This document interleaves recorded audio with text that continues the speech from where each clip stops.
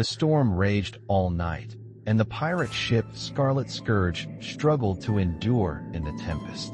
Lightning flashed across the sky, thunder roared like an enraged titan, and waves rolled in like hungry beasts, threatening to engulf the ship and its ruthless crew. However, at dawn, it became apparent that the Scarlet Scourge had survived, albeit bearing scars from its encounter with the sea. As the weary pirates surveyed the aftermath of the storm, their gaze fell upon a distant silhouette on the horizon. It was a merchant ship, adrift and helpless, with torn sails and broken masts. A malicious grin appeared on the face of Captain Harlow, a notorious pirate with a reputation as merciless as the sea itself. The prospect of potential easy plunder infused the entire crew of cutthroats with renewed strength. Despite their fatigue, the pirates eagerly launched the dinghies and energetically took up the oars. When the pirates boarded the abandoned ship, they were met with eerie silence and an empty deck scattered with debris and wooden fragments of various junk. However, upon entering the cargo hold, their joy knew no bounds. Enormous crates of exotic spices, chests with valuable goods, and silk lay untouched. But there was no sign of the ship's crew anywhere. Suspicion lingered in the air as the pirates explored the dark corners of the hold.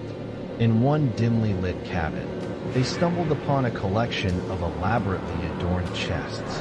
Intrigued, the pirates opened the first chest and found a dazzling array of treasures: diamonds, rubies, sapphires, pearls. Their greedy eyes gleamed as they uncovered more and more treasures. However, when they opened the last massive chest, their greedy hearts froze in shock. There, amidst the sparkling gems, lay the body of a young woman. She possessed an otherworldly beauty, with hair the color of blackwood cascading down her pale shoulders. Her skin was as smooth as ivory, her lips as red as blood, and her closed eyes, adorned with long lashes, seemed like windows to a fairy tale world. Captain Harlow, despite his cruelty and ruthlessness, was captivated by her beauty. His cold gaze softened for a moment. "She's worth more than all the treasures in the world," declared the captain. The crew nodded in agreement, and he decided to keep the girl with them, assuming her to be dead. They placed her in a separate cabin, away from the revelry.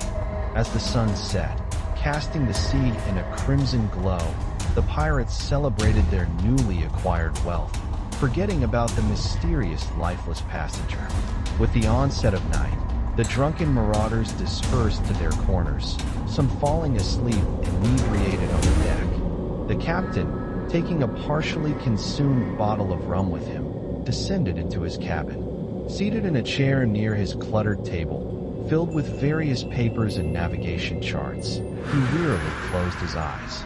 Harlow began to drift into sleep when a sudden noise jolted him awake. A cold shiver ran down the spine of the fearless cutthroat. On his bed sat the lifeless girl. Harlow froze, his mouth agape. It was unclear how long he sat in the silent stillness, but then the lifeless beauty abruptly stood up, reaching out towards the captain. Startled, Harlow somersaulted out of his chair and found himself in a corner, clutching his musket. Trembling hands pointed at the lifeless stranger. In the air hung a sense of foreboding. A gentle breeze rustled the curtains in the cabin, where an unspoken scene unfolded.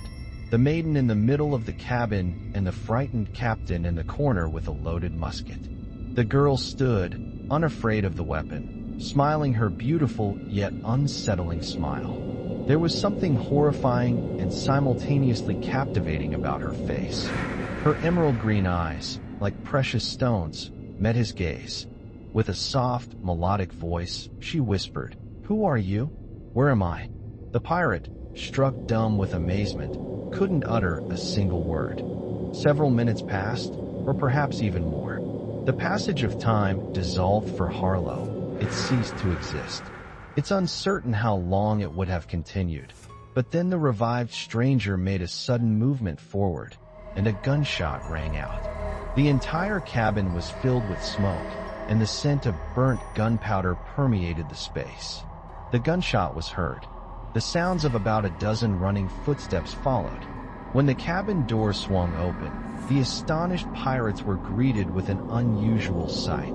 The captain, pale as chalk, standing in the corner of his cabin, and the revived stranger, unscathed and looking quite rosy compared to the pale captain. The beauty in a gorgeous, expensive dress evoked very mixed feelings in the pirates, who were dumbfounded by such news. It was a sense of reverential fear before something deep, mysterious, and unknown. Before some infernal sensation and admiration for this earthly beauty and femininity. This silent scene was finally interrupted by the voice of the beautiful stranger. "I welcome all of you, my liberators. I was a prisoner on that ship, which, fortunately, you discovered and rescued me from perishing in this boundless ocean." Her voice was enchantingly gentle and, at the same time, very noble. Judging by her attire and manners, this girl came from a very noble lineage. All her behaviors attested to it. After the girl spoke, she introduced herself as Serafina and told the story of her appearance on that abandoned ship, where she ended up not by her own will, but was abducted by a very influential person who forcibly wanted to marry her. All the pirates disapproved with a disapproving murmur, apparently forgetting for a moment that they themselves were robbers and bandits. Finally, even the captain himself emerged from his protective corner. His face once again took on its fierce look, and there was no trace of his indecision. A few hours after this, the scene on the pirate ship underwent a radical change. The entire pirate crew, led by the captain and our freed captive, moved to the huge hold of the ship. There, around a massive table and large chests serving as tables, the revelry unfolded once again. This time, there were no fights or clashes. On the contrary, the enormous sailors behaved casually and rejoiced like little children. They sang songs and danced, giving the impression that everyone had gone mad. Each of the ruffians tried to present themselves in the best light before the beauty sitting next to the captain, who, alone, did not participate in the festivities but watched each of his charges with malice and jealousy. The next day, the captain woke up well past noon. The sun was already high, scorching so intensely that he concluded they must have unexpectedly found themselves near the equator. However, this couldn't be true, as just a day ago, they were at the latitude of 20 degrees. It was impossible for a ship to reach the equator overnight, covering hundreds of miles. Yet, the captain's concerns weren't about their location. Firstly, he couldn't recall how yesterday's revelry had ended and how he ended up in his cabin. Secondly, he couldn't find his beautiful companion anywhere.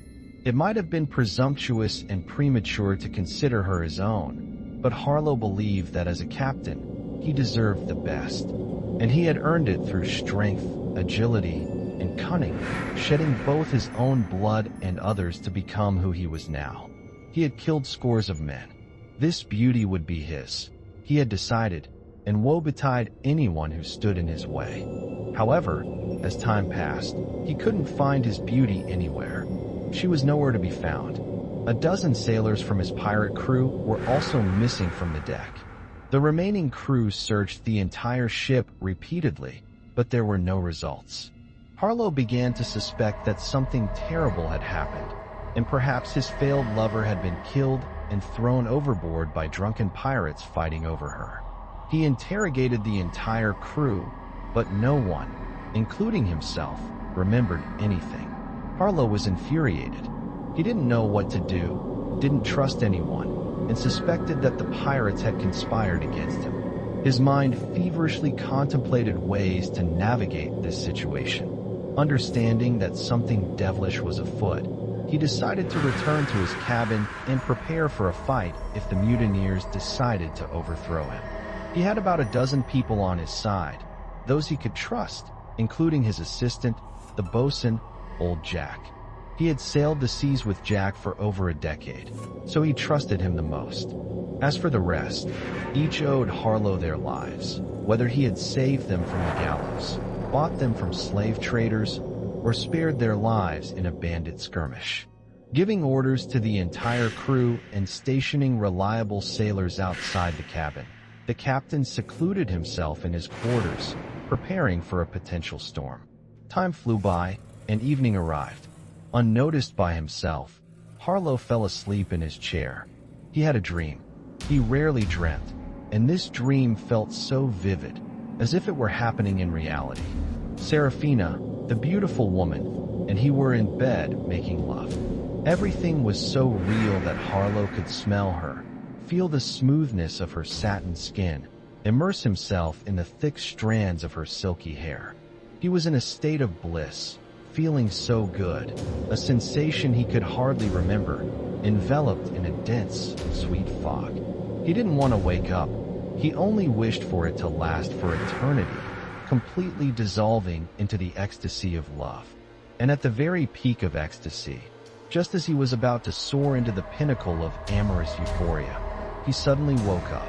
Or rather, he was forced to, as the thunderous noise and creaking of the door to his cabin couldn't leave even the deaf indifferent.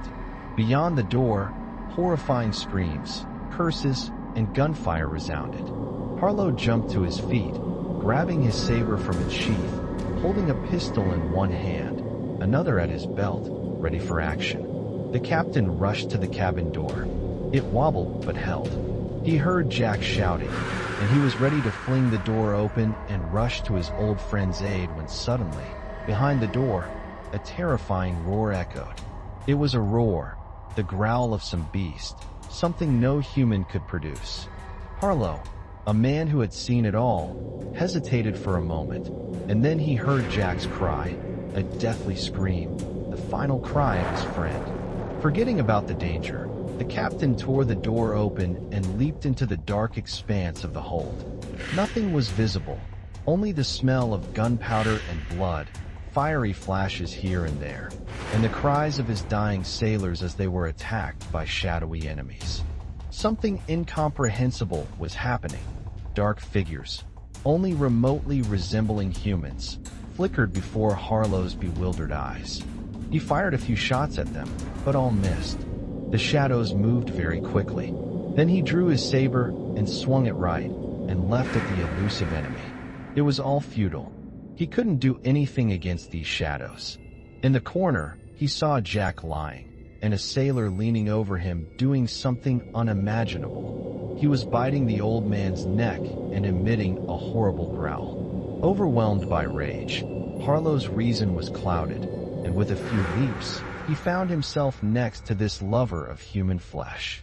With one powerful blow, he severed the man-eater's cervical vertebrae. The cannibal silently slumped to the side, and then the captain's head rang like a bell. A terrible, dull pain from the powerful blow enveloped him entirely. His legs gave way, and slowly, as if in a dream, he settled on the floor.